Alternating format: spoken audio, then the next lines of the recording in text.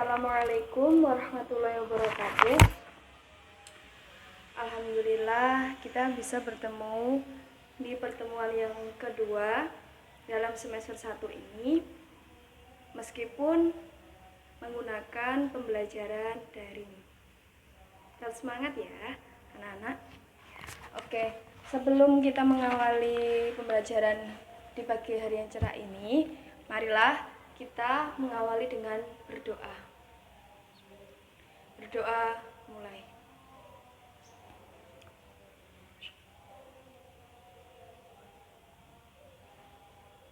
Berdoa selesai. Oke. Untuk pertemuan kali ini, sistem absennya Ibu menggunakan Google Form ya. Nanti linknya Google Form Ibu akan share di WhatsApp group. Jadi nanti anak-anak mengisi sesuai kelas dan nama dan nomor absen. Selanjutnya, Ibu pada pertemuan kali ini akan membentuk kelompok yang beranggotakan 4 anak. Jadi nanti urut absen ya kelompoknya. Yang pertama Adi, Fitri, Zurista, Nia, itu satu kelompok dan seterusnya. Jadi 4 gitu. Oke. Masih ingat nggak tentang pelajaran minggu kemarin? Ibu ingatkan sedikit ya. Oke.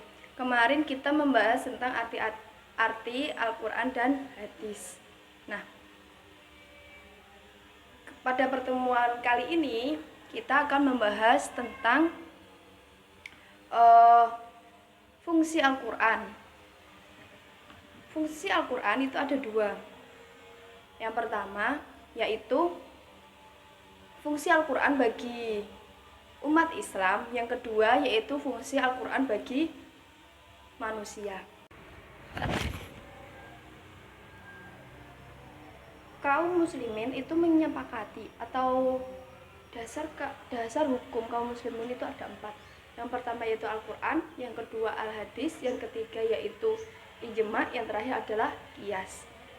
Jadi di sini ketika kita dihadapkan suatu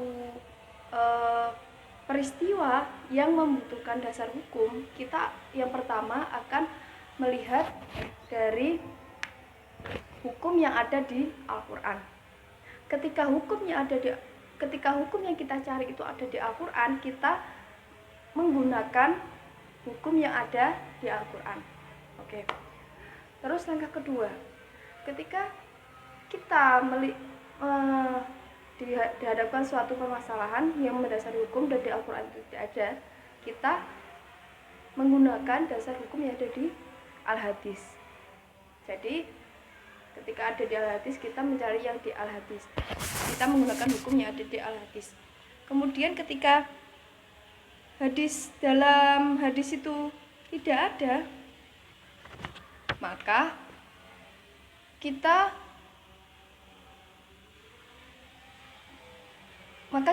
melihat dari kesepakatan ulama atau ijma dari para mujtahid yang hidup pada satu zaman mengenai hukumnya.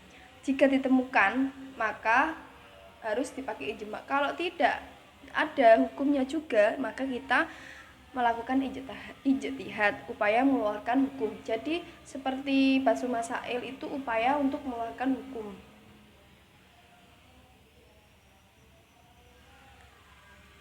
Yang menjadi dalil untuk penetapan keempat sumber hukum tersebut adalah dalam firman Allah, A'udzubillahi minasyaitonirrajim. Bismillahirrahmanirrahim. Ya ayyuhalladzina amanu athi'ullaha wa athi'ur rasula wa ulil amri minkum fa in tanaza'tum fi syai'in farudduhu ilallahi wa rasuli in kuntum tu'minu billahi wal yaumil akhir. Dzalika khairu wa ahsanu ta'wila. Shadaqallahul adzim. Yang artinya, hai orang-orang yang beriman, taatilah Allah dan taatilah Rasulnya dan ulil amri di antara kamu. Kemudian, jika kamu berlainan pendapat tentang sesuatu, maka kembalikanlah ia kepada Allah atau Al-Quran. dan Rasul, sunnahnya atau hadis. Jika kamu benar-benar beriman kepada Allah dan hari kemudian, yang demikian itu adalah lebih utama bagimu dan lebih baik akibatnya. Quran surat An-Nisa ayat 59. Jadi di sini Al-Quran itu merupakan firman-firman Allah, dan kemudian Al-Hadis itu adalah perbuatan, ucapan serta diamnya Nabi Muhammad SAW. Al-Quran itu mempunyai tiga fungsi sebagai petunjuk. Yang pertama yaitu petunjuk bagi manusia secara umum. Yang kedua yaitu petunjuk bagi orang-orang yang bertakwa. Ketiga yaitu petunjuk bagi orang-orang yang beriman. Jadi Al-Quran tidak hanya petunjuk bagi orang-orang yang beriman dan bertakwa, namun Al-Quran itu bersifat umum. Dan di dalam Al-Quran itu ada ilmu yang bisa diterapkan, yang bisa digunakan tidak hanya untuk orang Islam saja, namun bisa diterapkan dalam orang secara umum. Al-Quran itu juga sebagai hakim atau standar hukum untuk menentukan benar tidaknya ayat-ayat yang diturunkan dalam kitab-kitab sebelumnya. Dalam kitab sebelumnya itu adalah kitab Injil, Zabur, dan Taurat. Oke. Oleh karena itu, tidak ada kitab-kitab yang diturunkan Al-Quran sebelum Al-Quran yang masih berlaku setelah Al-Quran diturunkan. Jadi kitab-kitab sebelum Al-Quran itu sudah tidak berlaku, karena ada Al-Quran yang bersifat universal atau bisa disebut penyempurna kitab-kitab sebelumnya. Oke. Kemudian poin yang kedua yaitu fungsi Al-Quran bagi kehidupan manusia. Allah itu menciptakan manusia bertujuan untuk khalifah atau pemimpin di bumi ini. Nah, turunnya Al-Quran itu sebagai petunjuk si pemimpin untuk memimpin bumi ini atau untuk menyeimbangkan dasar-dasar hukum di bumi. Fungsi-fungsi Al-Quran bagi kehidupan manusia dapat diketahui dari nama-nama lain Al-Quran. Yang pertama yaitu Al-Huda atau petunjuk. Jadi ada 3 posisi yang tadi Ibu sebutkan, 3 posisi Al-Quran sebagai petunjuk, ya kan? Yang pertama tadi Al-Quran untuk petunjuk orang secara umum. Yang kedua yaitu untuk orang yang bertakwa.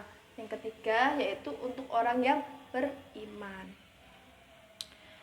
Yang kedua yaitu fungsi Al-Quran bagi kehidupan manusia, yakni Al-Furqan atau pembeda, yang mana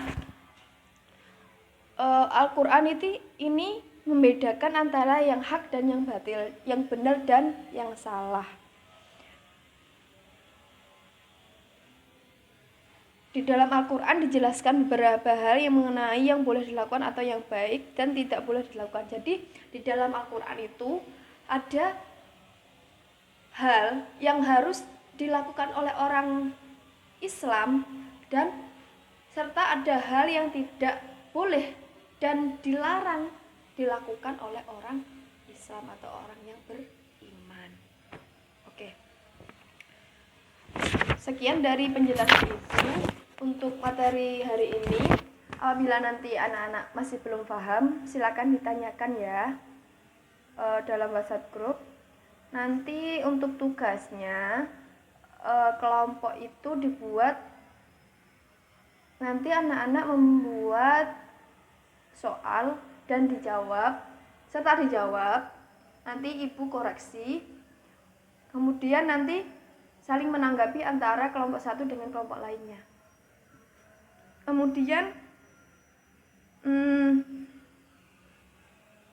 untuk pertemuan kali ini tugasnya itu saja. Dan pesan Ibu, tetap di rumah saja. Jika ada keperluan atau ingin keluar, jangan lupa memakai masker serta membawa hand sanitizer. Serta kalau sakit, segera dikonsultasi dengan dokter ya. Oke, sekian dari penjelasan Ibu. Wassalamualaikum warahmatullahi wabarakatuh. Mari berdoa dulu. Berdoa mulai.